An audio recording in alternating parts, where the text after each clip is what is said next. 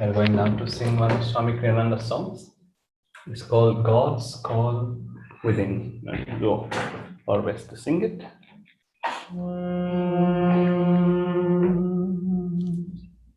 That seems a little high. That's the one we practice. If you know it, please sing with us.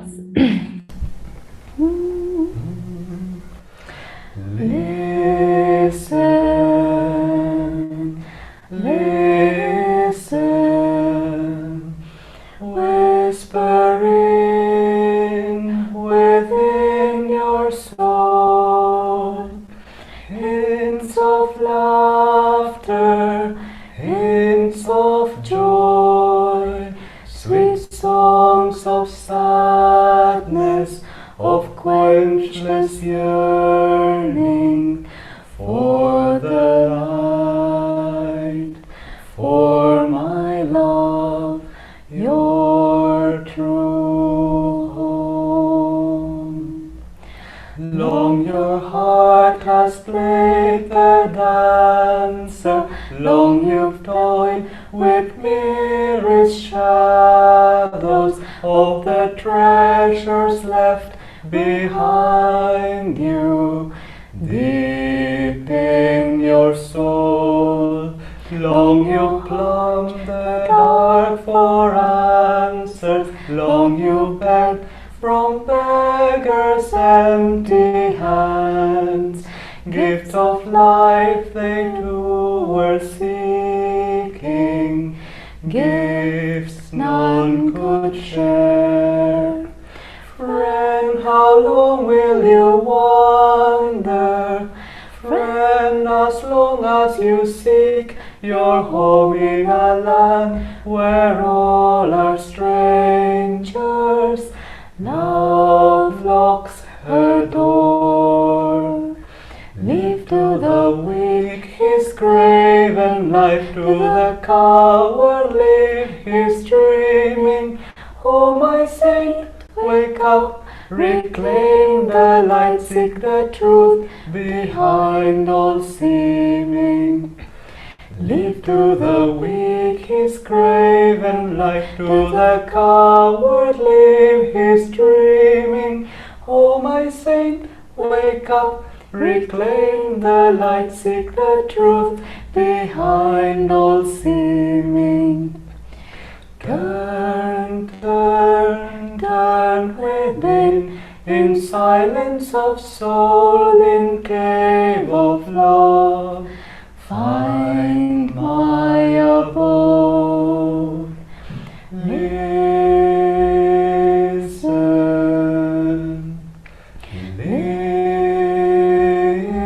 listen, whispering within your soul, hints of laughter, hints of joy, sweet songs of sadness, of quenchless yearning for the light, for my love, your true home.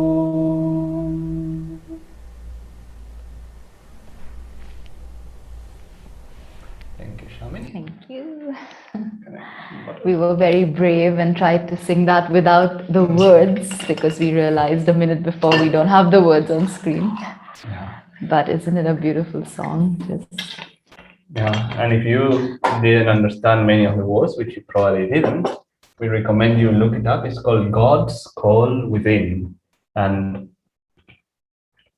it's by Swami Ananda. So God's Call Within, and it really goes with today's topic, and it's just an amazing song, really. How God calls, God's call within. Yeah, maybe Pradnya or Moshumi can put in the chat. And it's an amazing song on how basically God or the soul speaks to the ego, speaks to the devotee, and he's saying, okay, I think it's been enough. Come back. It's time to come back. And I just love that one phrase, oh my saint, wake up. that, we are all potential saints. Our destiny is to be saints. Our destiny is to be as great as, these great ones that we have here and the ones that we have in the altar usually. That's our destiny. And God is telling us, okay, enough. Wake up from this delusion. It's time to, to be who you are really in truth. Now, today's reading from the Bhagavad Gita is from chapter 13, stanza 22. And Krishna says, "The Supreme Being manifested in each body as the soul is the detached witness. It is through man's conscience, the counselor who, though accepting all, offers guidance if asked. The soul is the sustainer, the one who experiences without reaching with feelings of either pleasure or pain," that's in brackets, "the great Lord and Supreme Self." So the soul is the sustainer, the one who experiences the great Lord and Supreme Self. Now you can probably tell a little bit why we chose this song, because here is Krishna telling us how God himself through the soul has manifested through each one of us and is experiencing himself through each one of us, and to some degree also is experiencing through the ego to some degree. It says here, actually, Swamiji says here that if we read the commentary, the soul is the witness. Through the ego, its consciousness experiences the joys and sorrows of life. Now, to me, it's just this amazing thought to think that, first of all, that, oh my saint, wake up, that there is a potential saint within each one of us. Sometimes it's easy to believe that there is a saint in people, other devotees that you see around, but to think that there is a saint within you, because we know many of our own follies and how perhaps we don't do as much as we should be doing and things like that. But to think that that same divine, that, as Yogananda told one of his disciples, Dr. Louis, he said, "Remember, doctor, God loves you as much as he loves me. There is no difference, because we are all one. We are all one with the divine." And to have that thought that, wow, the soul is within me, or, exactly how within, if it's sitting here or if it's in the heart or whatever, I don't know the esoteric aspect of it, but to think that that perfection is already within us, and we are just blind to it, and just we have to wake up to feel it, to experience it. It's an amazing thought, isn't it? Now, there is a wonderful story from the autobiography of a yogi, which I always like to contemplate and bring it up, which is the story of Master's deer. As we all know, at some point, Master had a deer in Ranchi, Yogananda had a deer in Ranchi, and at some point, a baby deer. And at some point, the students became very enthusiastic and overfed the deer. And so it got sick and it was going to die. But Master, being a little attached perhaps, he prayed that the deer's life may be spared. And so it was that the deer was healing. And if you remember that night, as Yogananda was sleeping, he got a dream. The deer came to him in a dream and basically told Yogananda that, let me go. My soul, or the ego really, is ready to evolve to a higher form, but your prayers are keeping me back. Let me go, because until you release me, I will not go. And when Yogananda woke up, he let the deer go, like he stopped praying, and in whatever way he did, he let the deer go. And finally the deer passed away. But to think that obviously the deer, as a baby deer, could not talk to Yogananda, but the soul of the deer, who is already one with God, could communicate with Yogananda. And communicate, because Yogananda was certainly a master, he could receive that call of the soul of the deer that says, listen, you need to let me go, because this particular form has done its job. Now it's time for this particular ego to evolve to something higher. And to think that, perhaps our soul, without our knowing, has visited somebody, some saint or whatever, and told something to them, we have no idea really. And to think also that most probably we are where we are right now because our soul or higher self, that one that already is one with the infinite and know what's good for us, has put us in this place. Wherever you are now, yes, obviously your karma has put you where you are. A lot of it is the karma from the past. But I'm sure also that the soul works with that karma, within the laws of that karma, to place each individual where we need to be, where it will be beneficial for us.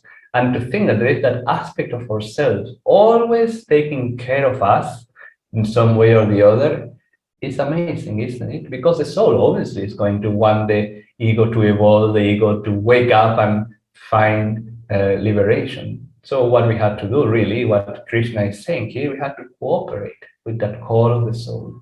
As he says here, that the soul will give guidance if it is asked.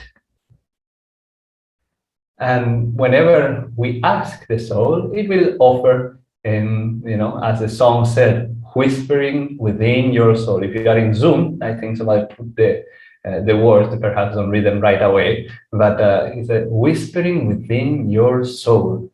That's how, from within, with those whispers, is what God gives us. Those whispers are the ones that we have to listen to, because those are the ones that are going to guide us eventually towards inner freedom.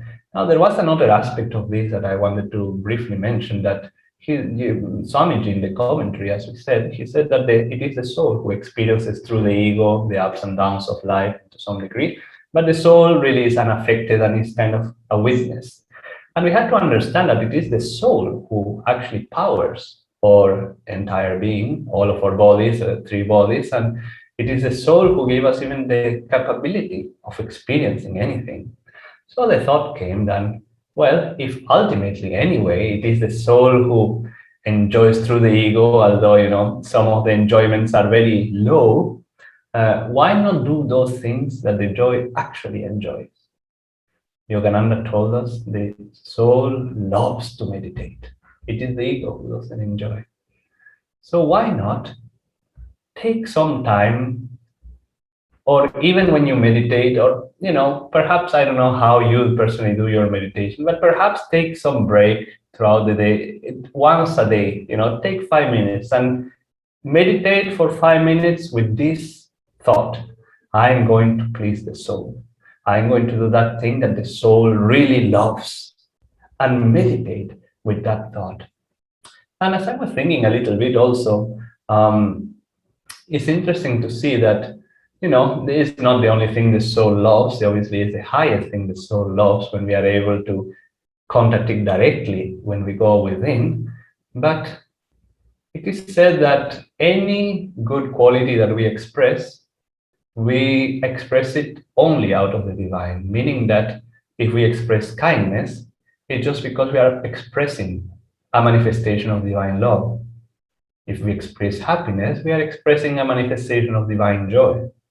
So therefore, we should make it a point throughout our day to manifest those things also that are in tune with the soul, like kindness, positivity, being more dignified, being more in our spines, being more peaceful and calm, seeing the light in other people, because those things are the things that please the soul very much as well. And in fact, they are the things that are going to bring us closer to that freedom. And it is very interesting to note, and this is something that we all should do again, introspect at some point, that whenever, yes, although the soul gives us the power to enjoy even, the material world through the senses, if you ponder or if you do a little bit of introspection, the kind of satisfaction, the kind of joy that you get from eating something, or pleasing the senses through watching something or to listen to something, and the kind of satisfaction that you get by truly being kind to somebody or truly being at the center of life's storm serenely, you will see that the kind of satisfaction that comes with the two is very different. One, you can feel that is kind of outside, that is kind of from the periphery of your body.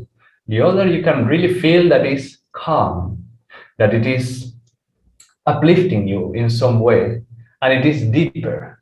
The thing is that it's easier to feel and to get excited about the one that is at the periphery because it's very easy to feel. But if you introspect a little bit, you will see that other thing gives you also that happiness. Now, finally, I wanted to conclude at saying that in the commentary also Swamiji says that many a times if the devotee is sincere and they are about to fall off the path for whatever reason, some delusion comes, the soul may manifest some experience for the devotee in order to encourage them. And it seems that Swamiji, not in this commentary, but in his book, The New Path, he mentions how a disciple one time, he went to bed and he had this wonderful experience that Yogananda showed him the higher realms and, a wonderful out-of-body experience. And, it was a very deep experience. But not long after, he left the path. And Yogananda explained that it was his good karma, it was his soul trying to keep him on the path, the soul saw that the devotee was about to leave, so he gave him that experience in order to keep him, encourage him to stay on the path. Unfortunately, it didn't work. But that to say that the soul also will protect us if we are open and if we are doing our best. Now, don't tempt it, and try to do your best not to go into those delusions, but to know that God uses the soul to protect us as well. So now, Shamini, will you share? Yes, thank you, Bara. That was lovely. I will just share very briefly also. It's again very nice to see some of our dear friends from Pune. It's always a joy to see some of your names, at least there, even if we can't see you. And I was just wanting to just emphasize one point from this as a takeaway, adding to what Bara shared. One is something he already emphasized on very much, is for us to remember the soul offers guidance if asked, Krishna is telling us. And just remember that if asked is a very big one there, isn't it? It's like, how many times do we go through experiences, even as devotees on the path, and we get into this thing of, yeah, all those things are fine, but this particular thing, I have to figure this out on my own. Yeah, the guru is there, my guru bhais are there, acharyas are there, but this situation nobody understands. This I need to do.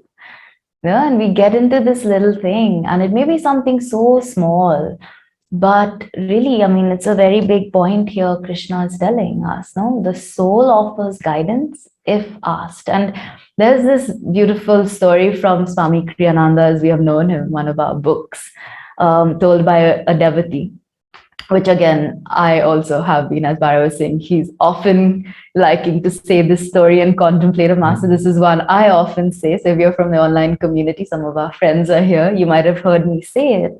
But there's this beautiful one there where a devotee was going through a situation in life and they didn't know which way to go, whether they should do this or they should do this. And they were in a bit of a quandary. They were kind of meditating on it, praying about it, but they didn't quite get any answer. Either way seemed still equally good. So finally, they went to Swamiji after a lot of prayer and contemplation. They went to Swamiji saying that, I have been praying and praying and I don't know, I don't seem to be getting an answer. And Swami Kriyananda's response to him was that take whichever way. Master is just pleased, Yogananda ji is just pleased that you bothered to ask. Either way is fine. Yeah, and that's very much this, isn't it? It's the soul will guide you.